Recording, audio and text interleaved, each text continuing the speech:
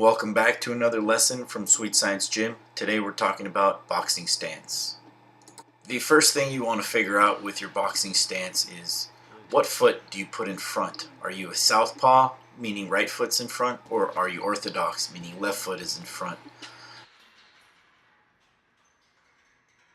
Right here you see us using some cones to help position the feet in the proper location. Whether you're southpaw or orthodox, you can put some cones down and you'll have your feet positioned according to the cones, either left foot in front and right foot back, or right foot in front and left foot back. And you can see the feet are off center. They're a little bit past shoulder width distance. This helps to give you good balance, whether you're leaning back or to the side. Gives you a solid foundation to stand on. Once you have your boxing stance established, it's time to learn how to walk in that stance. It's very important to maintain the distance between the feet and have balance while you're moving forward, back, right, or left out of that stance. And whether you step in any direction, you always want to keep that stance so that you're able to throw a punch or do defense from there.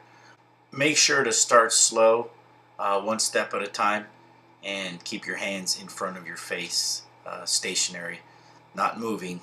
Not like Archie. We have to work on that on the next drill. He's moving his hands too much, but he's doing okay with the footwork. And make sure you land with the toe. Whether you're going front to back, right to left, you want to land on the toe first. Here's a drill that we do to work on shifting weight from front leg to back leg and back leg to front leg while doing defense.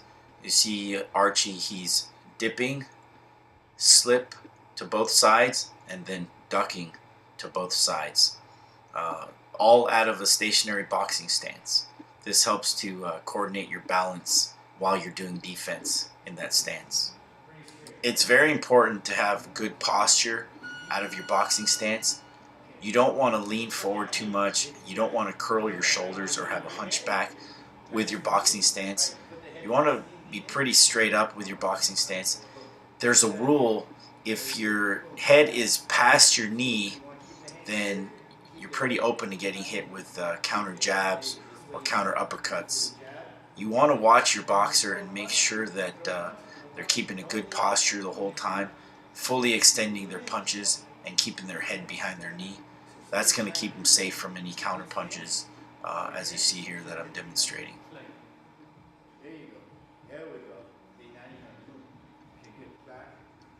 Here you see the difference in movement from a narrow boxing stance to a wider boxing stance. A narrower stance will give you quicker feet. You'll be able to move more laterally, quicker in a smaller space, as opposed to a wider stance, which it will give you more power on your punches in a stationary position, but you won't be able to get out of the way very quickly.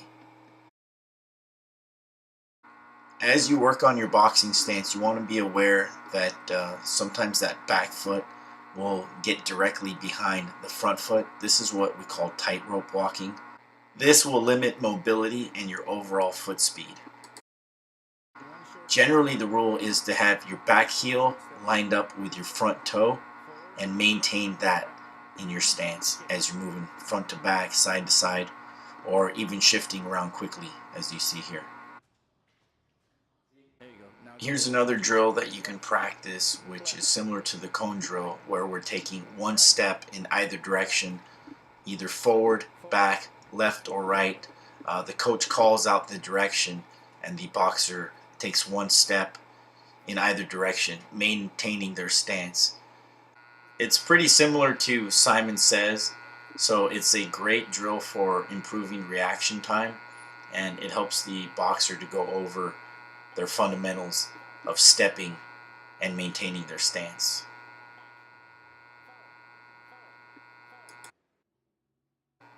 And here's another drill where we use a rope, tie the feet together, and this prevents you from getting too wide of a stance. You do this several rounds, several days, several weeks, and eventually your mind will know exactly where your feet should be and how wide they should be.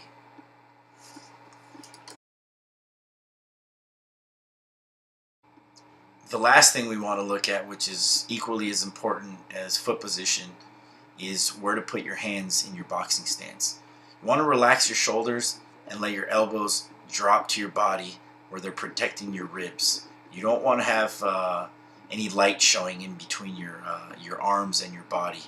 This way you're protecting your ribs from any body shots, and if your elbows are narrow, your straight punches are much faster.